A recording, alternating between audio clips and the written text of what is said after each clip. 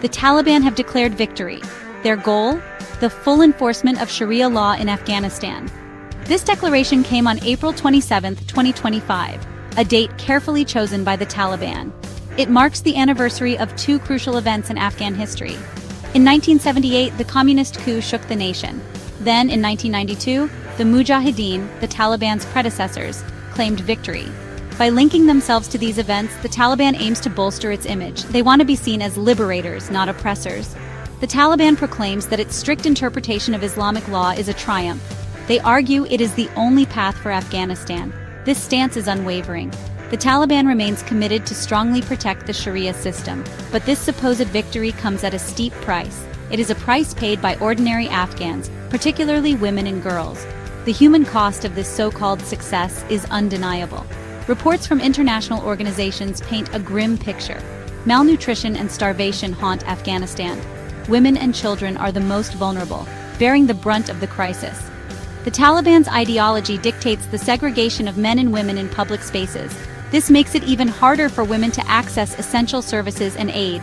The international community has not stood by silently. Organizations like the United Nations have issued scathing critiques. They condemn the Taliban's interpretation of Sharia law as a violation of fundamental human rights. These criticisms are echoed by numerous countries worldwide. The Taliban's actions have made them a pariah state, isolated on the world stage. The anniversaries of the communist coup and the Mujahideen victory are not mere historical footnotes for the Taliban. They are powerful tools, carefully wielded to bolster the regime's grip on power. By aligning themselves with these events, the Taliban crafts a narrative of liberation. They position themselves as the true protectors of Afghanistan, the heirs to a legacy of resistance against foreign influence. This carefully constructed narrative serves a dual purpose. First, it seeks to legitimize their rule in the eyes of the Afghan people. By invoking the memory of past struggles, the Taliban tries to tap into a deep well of national pride and resentment towards external interference. Second, it aims to project an image of strength and stability to the outside world. The message is clear. The Taliban is here to stay, and its authority is rooted in the historical fabric of Afghanistan. However, this carefully crafted facade crumbles under scrutiny. The Taliban's claim to legitimacy rings hollow in the face of their actions. The brutal reality of their rule is a far cry from the narrative of liberation they so desperately try to project. The suppression of women's rights, the stifling of dissent, and the escalating humanitarian crisis all tell a different story. The international community remains unconvinced by the Taliban's attempts to rewrite history. The anniversaries they celebrate are stark reminders of the cycles of violence and instability that have plagued Afghanistan for decades. The Taliban's efforts to exploit these events for their gain only underscore their desperation to secure recognition and acceptance on their terms. At the helm of the Taliban regime stands Mullah Hibatullah Akhundzada, a figure shrouded in secrecy. Operating from the shadows of Kandahar, he is the ultimate authority, issuing decrees and pronouncements that dictate the lives of millions. Akhundzada embodies the Taliban's ideology, deeply conservative, unwavering in his commitment to a strict interpretation of Sharia law, and suspicious of the outside world. His reclusiveness has only intensified his mystique. He rarely appears in public, preferring to communicate through audio messages and pronouncements issued through official channels.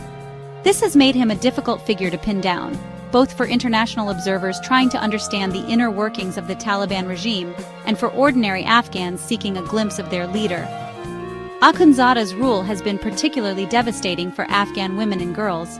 He has overseen a systematic dismantling of their hard-won rights, relegating them to the shadows of Afghan society. Women are barred from education, employment, and even from leaving their homes without a male guardian.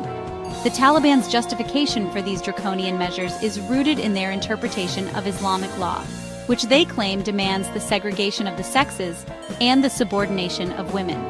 These restrictions have had a devastating impact on the lives of countless Afghan women. They have been robbed of their agency, their dreams, and their futures. The Taliban's actions have condemned a generation of Afghan girls to a life of ignorance and dependence. The international community has watched in horror as the Taliban has systematically erased the progress made on women's rights in Afghanistan. The Taliban's rule has plunged Afghanistan into a deep and multifaceted crisis. The economy lies in ruins, crippled by sanctions and international isolation. The humanitarian situation is dire, with millions facing hunger and deprivation. The education system has been decimated, particularly for girls, jeopardizing the future of an entire generation. The international community has roundly condemned the Taliban's actions, refusing to recognize their regime as legitimate. The restrictions on women's rights, the brutal crackdown on dissent, and the Taliban's harboring of terrorist groups have made them a pariah state. Sanctions imposed by the United States and other countries have crippled the Afghan economy, exacerbating the humanitarian crisis. Despite the Taliban's iron grip on power, the spirit of resistance flickers in Afghanistan. Women in particular have emerged as a powerful force for change. They have taken to the streets, risking their lives to protest the Taliban's draconian policies and demand their fundamental rights. Their courage and determination serve as a beacon of hope, a testament to the indomitable spirit of the Afghan people. The international community faces a daunting challenge in Afghanistan. The Taliban's grip on power shows no signs of weakening, and the humanitarian crisis continues to escalate. Finding a way to alleviate the suffering of the Afghan people while holding the Taliban accountable for their actions will require a delicate balancing act, one that prioritizes the needs and aspirations of ordinary Afghans, particularly women and girls.